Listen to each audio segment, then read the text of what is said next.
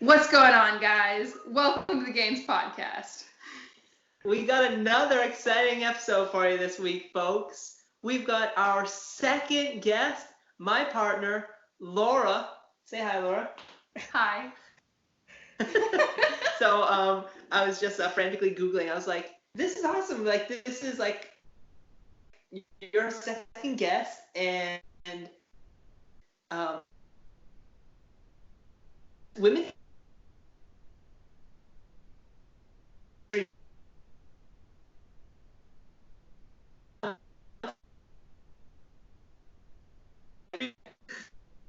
I'm Roman, and this is Antoine. So thanks for tuning to the Gainz Podcast, everybody. We got another special episode. We're interviewing my partner, Laura. So pretty much what we go over in the Gainz Podcast, you can just find fitness or a healthy way of living that includes physical activity, which I think both Antoine and I would say support. This just like, make sure you eat your veggies, your fruits, like, get an adequate amount of protein, get some good sleep, that kind of stuff. But we try to put out like good content for you.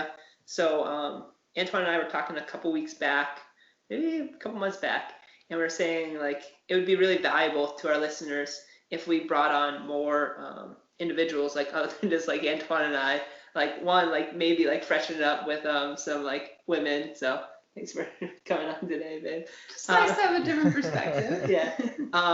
But exactly, like share how like different people like come to fitness in a different way.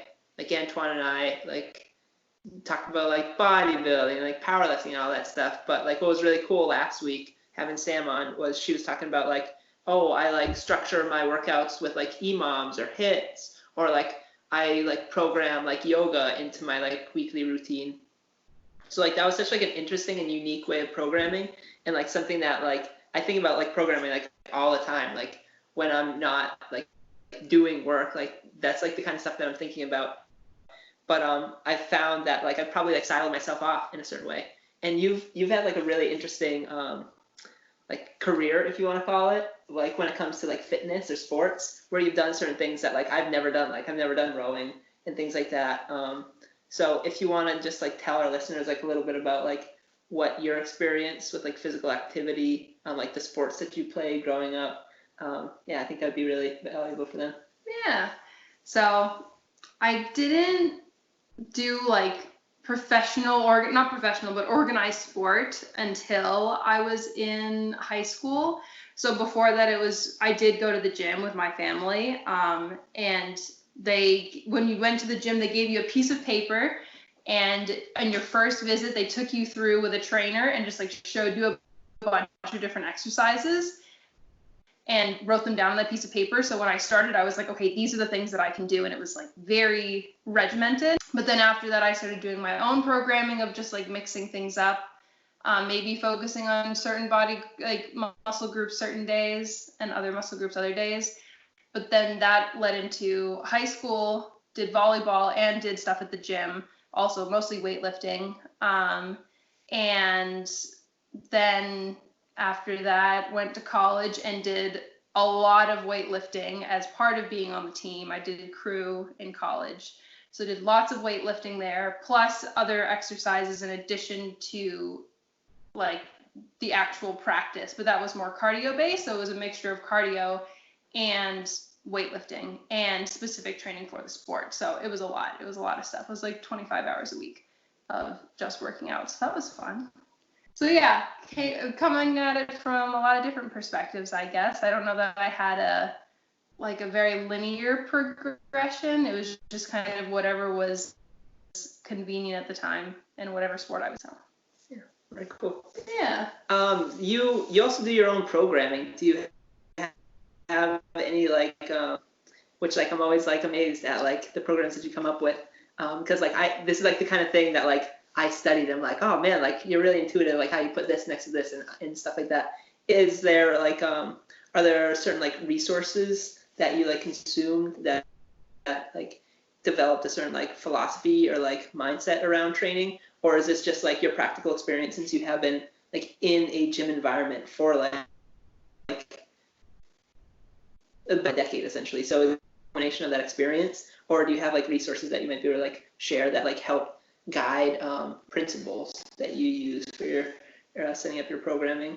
Yeah, I don't think my programming is that profound, first of all. I think it is very intuitive, like you said. And I think that intuition comes a little bit from all of the working out experiences that I've had, but particularly from the weightlifting that I did in college. I think that is, since what I do now is mostly weightlifting, that's how I usually structure my workouts. And it is a little bit different because back in the day in college, it would be not just like a leg day and a chest day or a push or a pull day. It was like everything kind of wrapped up in one, except that one day of the week, since we lifted twice a week with a coach. So one day a week would be squat and then like a bunch of everything else, and one day would be bench and then a bunch of everything else. But you wouldn't just be working out lower body or upper body or anything like that. It was all mixed.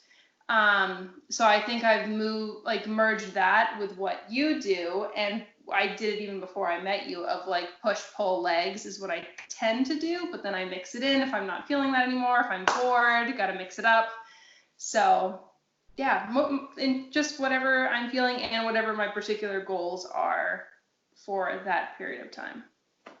So speaking of which, I'm going to cut in there and ask that question. So what do you have a goal currently? Like, what does it look like? Has it changed since we've been like working out? Like, I know you guys work out at your apartment, you guys go outside and whatnot.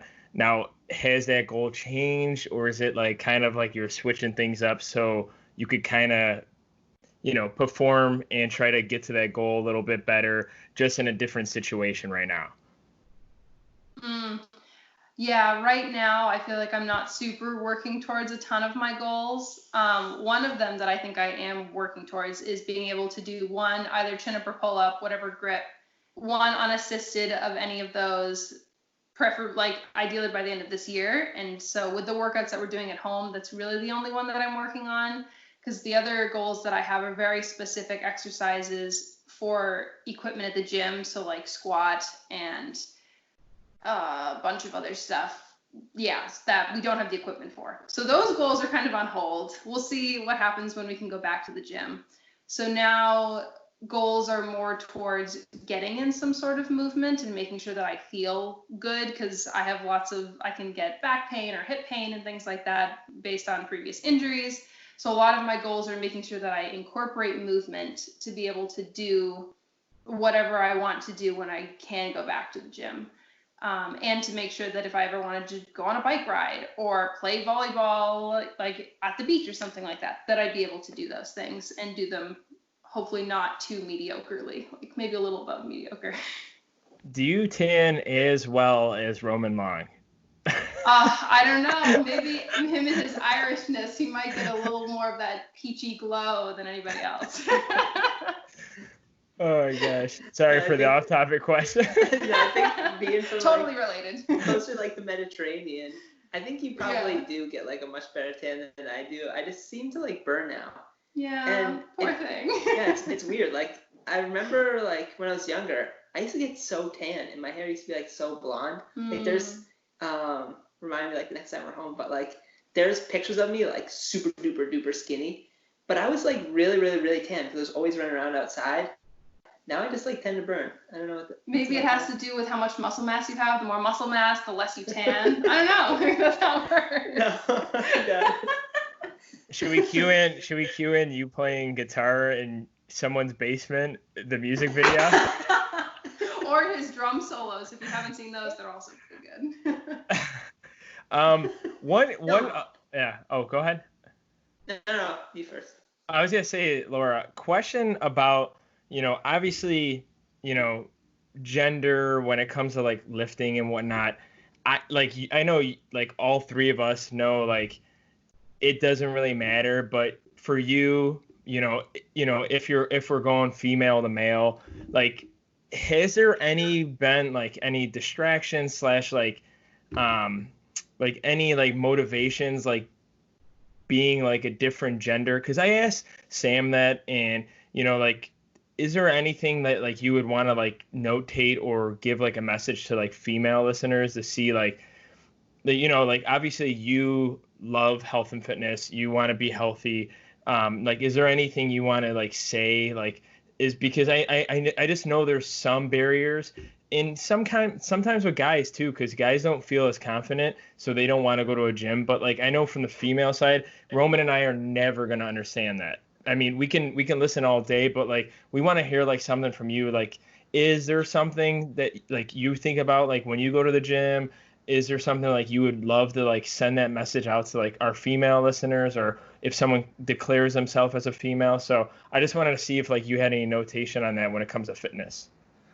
Yeah, I guess a small point, but I think it can be pretty impactful is the language that you use, like self-talk that you use when you're thinking about fitness, and not using a lot of like I can't, or that's for this person and not for me. So making sure that like when we talk about other people, I think it's very easy to be like, oh, of course you can go to the gym and you can do whatever you want and you just work at it. It doesn't matter who you are, where you come from, how you identify, like you can do whatever you want. But I think sometimes it's hard to have that same talk with yourself, to be like, well, if I say that this person can do this type of lift, if I wanted to do that and I can work towards it, and maybe make whatever modifications might need to be made in terms of like an ability standpoint, but that you can do that. And so I think being careful with your self-talk can be a really great way to motivate yourself in like a very quiet way, and not something that involves anybody else, because I think some motivation could come from a partner or a friend. Yeah. But in terms of if it's just you going to the gym, just comes up in the locker room, little things like that I do think that it can sound cheesy, but I think that it's also underrated because it can have a really big impact, at least for me. No, that's good, because like, I like I said, like, when I go to the gyms, or like when people ask me, they're like, well, what if I'm, overweight, or what if I'm like the other gender? And I see a lot of male people lifting, and I'm like, if you go in there for yourself, I think that's what matters the most. And side joke, I think when Roman's self-talking to himself at the bottom of the squat, I think he's saying, please don't fart. Please don't fart. Well, he farts anyway, so it's fine. Usually the grunting can cover up the farts, but it's happened a few times in the bottom. The higher the grunt, the louder the fart. Oh yeah.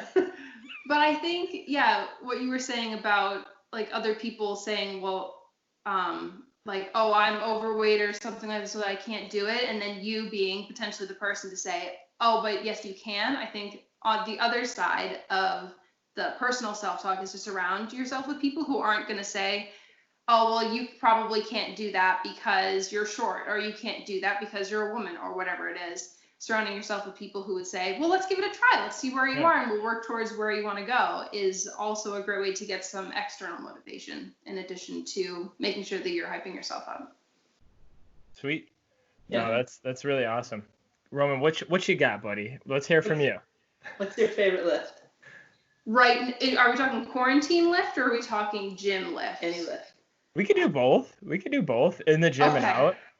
Okay, well, if we're doing a favorite lift in quarantine, there isn't much. I don't like working out in the apartment as much as I do at the gym. But recently, I've actually really been enjoying push-ups, surprisingly. An oldie but a goodie, mixing it up by like elevating the feet, or Roman's been doing some fun ones that I wanted to try with deficit. So you put your hands on books so that your hands can go like past your shoulders or past your chest, or close to. So that's been a favorite recently. Oh, but I don't know if I could decide on a favorite one at the gym, because I've been really enjoying squats, because I hadn't been able to do squats for a few years because of a hip injury. So it feels really good to get back into it. But also anything related to like lat pull downs or pull ups or chin ups and things like that have been really fun, and tricep, extensions.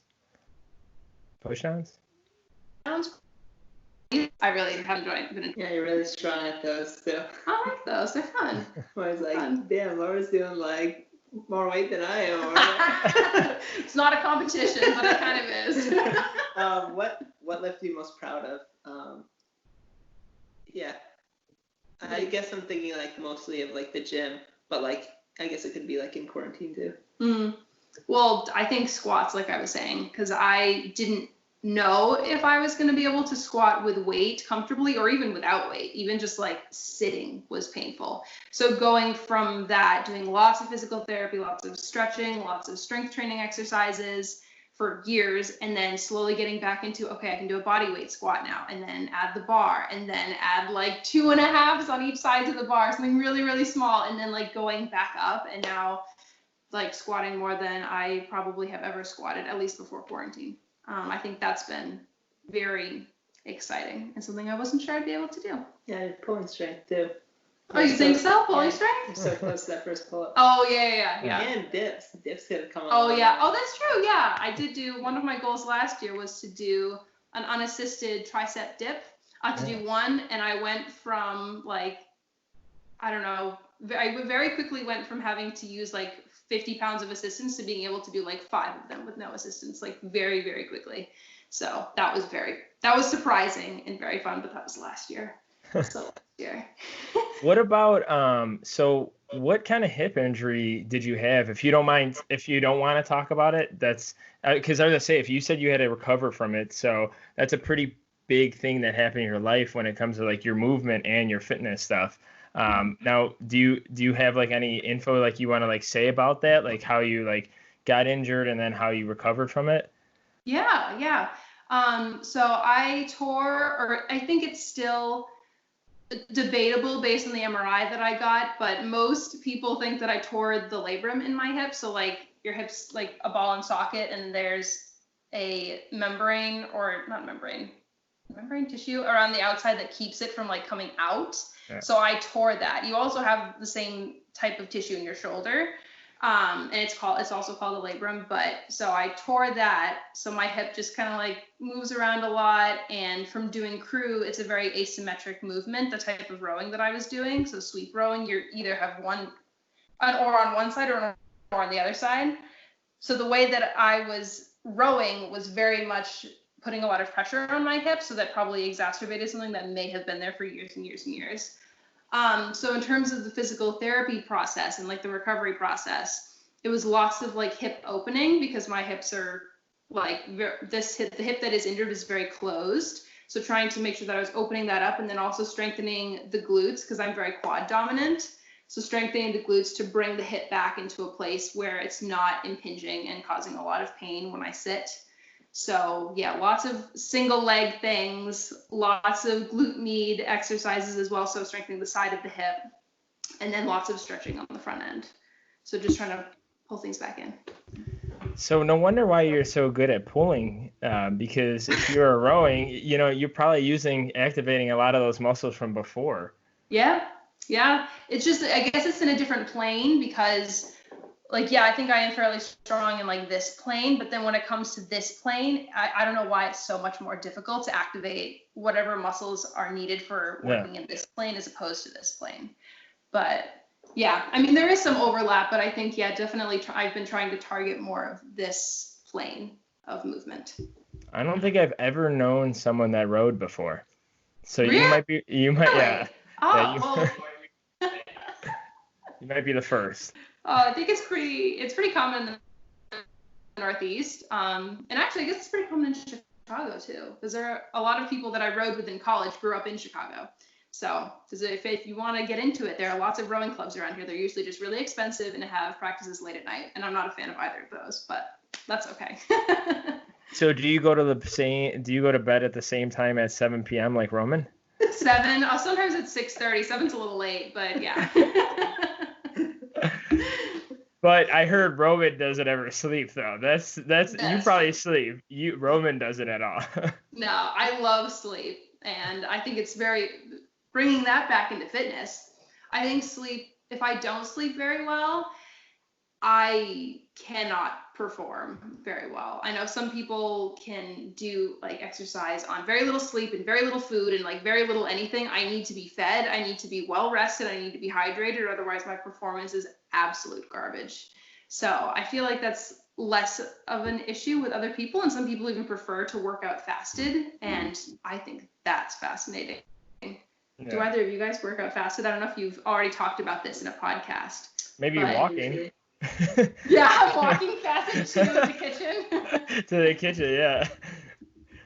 Yeah, usually no. Yeah. Is your favorite pre-workout meal rice pudding? Oh, yes. Well, either that or tapioca. I love tapioca pudding as well. They're in the same vein, though, so they're basically the same thing. One just has cinnamon, so. If you could have any dessert that we've made, what would it be? Right now? Yeah. The ice cream that's sitting in the freezer. Peach The ice cream. peach? Peach ice cream. Yeah. Peach and apricot. That's probably not that bad of a pre-workout snack, honestly. Got some sugar in there, the fat to get you through and the protein to like get you going, and you can also have it after the workout too. I mean. So if you guys don't know this, Roman and Laura do like cook. I mean, I've mentioned it about Roman, but like Roman's allergic to a lot of things in life. Yes. But like, you know, they cook a heck of a lot. So that's why I've been bringing it up lately. You know, I mean, I try to cook meals pretty much throughout the whole day, but these guys are great when it comes to this generation, because I feel like our generation is so like, how you say lazy when it comes to like eating and cooking foods with like, especially not eating like, you know, more of the processed foods and whatnot. Not saying that they're bad, but I'm just saying like, you know, Roman tells me on Sundays, like those are like your big cooking days. So like, do you guys still like currently like prep on Sundays, or is it kind of throughout the day because we're at home now? I think it's still a lot over the weekend. Maybe not just Sundays. It's a little bit more spread out. But since we don't commute to work, now we can have more complex meals during the week also. But I still really enjoy cooking. I think that's one of my ways of de-stressing. Roman's way of de-stressing is the gym. I really like to cook and go to the gym, but I really, really like cooking. So that tends to be whenever there's some spare time on the weekend or whatever. That's usually what I end up doing. And then on the content of like eating, another question that I had in my mind as you were talking is, do you count calories at all, or is it more intuitive, kind of like the training? Definitely intuitive. Okay. Yeah, I don't count calories. I don't think that's, for me personally, a healthy practice. For other people, it can absolutely be a useful way of making sure you get enough or making sure that you reach whatever goals you have. But for me, I think the healthiest way is to just see what my body feels like, and also keeping in mind how my body has felt in the past after eating certain foods. Because, I mean, if there was a plate of donuts, that would be really great. But if I knew in past experience, if I do this, I'm going to feel really gross afterwards. And regardless of what I'm doing, probably am not going to perform very well. Then taking that into consideration with what my body is feeling at the time is something I've been working on. It's not as easy as it sounds of like just eat intuitively of what your body wants, because sometimes you don't know what your body wants, or you think it wants one thing and then you feel kind of gross after it. So I've been working on that. Yeah, it's weird because I feel like a lot of people should be doing that. Like I feel like I should do that because like, you know, like there should be like a general notes on like, hey, I just ate these donuts, but they taste good, but they make me feel like crap and I can't work out afterwards. Like, I feel like no one really does that. And I'm glad that you brought that up, because I feel like that's important, because like you understand how your body works and how your body likes to consume food and how to use that food, right, as energy. Mm-hmm. Yeah. And sometimes I wish that I paid more attention to certain things like that, because that's definitely something that I'm working towards, but haven't quite gotten there. And I think there is a lot of progress to be made for myself in terms of figuring out what foods fuel me best. And I think it also changes with what type of activity I'm doing, because I find when I'm doing more cardio-based work, it's like I need more protein than I feel like I do when I'm doing more weightlifting. But then again, what we've been doing for the past 2 months is what's most recently in my mind, which has been apartment workouts. So not quite as intense of weightlifting as at the gym. But yeah, definitely the type of workout that I'm doing will change what I feel like I need more of after the workout, which I think is interesting. And another question, sorry, Roman, I feel like I'm not letting you talk at all right now. That's but right. I believe Roman told me, if I'm correct, it's been a couple months. I'm a little rusty about remembering things. Are you pescatarian? What's the style of eating that you do? Because I know it's not like a typical like eat all you could see within like the world, but like, can you explain that, like how you eat and what you eat? Oh yeah, that's also been changing a lot recently. Oh wow. I would say like I like to eat vegetarian whenever possible. But I will also eat fish, and my family eats a lot of meat, and that's a big part of Portuguese culture. And I'm Portuguese, so my family cooks a lot of pork, a lot of beef, and a lot of chicken. And so I will eat those things when I go home to make because that's a way that I can connect with my family. But when I'm here, like living on my own or doing my own thing, I prefer to eat vegetarian for environmental reasons, as much as possible. But I don't limit myself to that. So I think people call that flexitarian. Don't quote me on that, but that's just a term that I've heard that I feel like sort of describes. I really like that term, flexitarian. Yeah, with a leaning towards vegetarian if possible. But yeah, I'm not super strict with it because I know that life happens and might not be able to have a good source of protein or something like that is vegetarian, and so I'll have to have something else. And I do enjoy fish and other seafood, so kind of keep it open.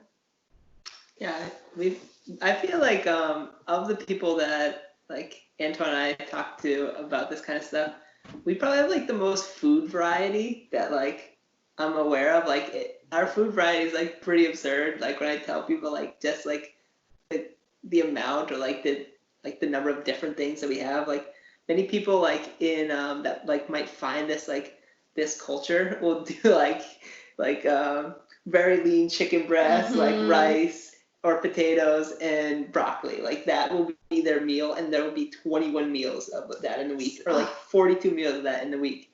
What's been your favorite breakfast food recently? Oh, well, we switched gears. Very good. Okay, breakfast.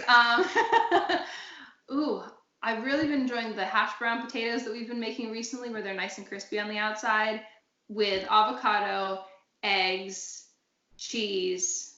Oh, and there was something else that we had recently that was like really good with that too. But some sort of a bowl mixed with like lots of deliciousness. Yeah. Or maybe you say. Oh, that's great. Cool. Yeah, I was gonna say. Yeah, I was gonna say. One last question? Yeah. No, I was gonna say. Oh, we're good. Can you hear me? Okay. Yes. Yeah. Oh, I was just gonna say, because we have 5 minutes of left, if you want to just do a quick like anything you want to add, and then we could just end it because we're already on time anyway, so we're good to go, Laura. So if you want to say anything, if not, that's fine. Yeah. Well, thank you for having me. I guess that's something I can say. It's been fun chatting. Sorry it was super rushed, but life of a grad student, have lots of meetings. So got to attend to that. But it's been fun chatting. This is so different than what I usually do. I mean, usually Roman and I chat more casually about this. Yeah. And this is still casual, but it's nice to chat with somebody else about working out stuff. If you were to leave with like some sort of advice for like people that are like new to the gym or might be like hard pressed to like trying to like find fitness in their life or like trying to get moving more, what kind of advice would you have them as like a closing statement? I'd say if you're not sure how to incorporate movement, I'd say try a sport first. And right now that might be kind of hard because a lot of group classes or recreational programs aren't available. But I think having people that are going to count on you, and so that will be something to motivate and also potentially excite you, can be fun. And I think the mentality of a sport can be a lot easier of an introduction and sort of into regular movement than it can be to go to a gym and do something totally different. Because at least if you're doing a sport, there are rules that you can follow and people that you can ask questions of, as opposed to going to the gym by yourself. Because yeah, movement is fun. It doesn't have to be this big scary thing unless you want it to be. But yeah, you can make it fun, make it a game. Awesome. Oh, thank you. Yeah. Thank you guys. Yeah, thanks for being on here. Guys, we'll see you on the next one. Make sure you guys follow us, like, comment, subscribe. I don't know if Rowan wants to end off with anything else. No, I'm good.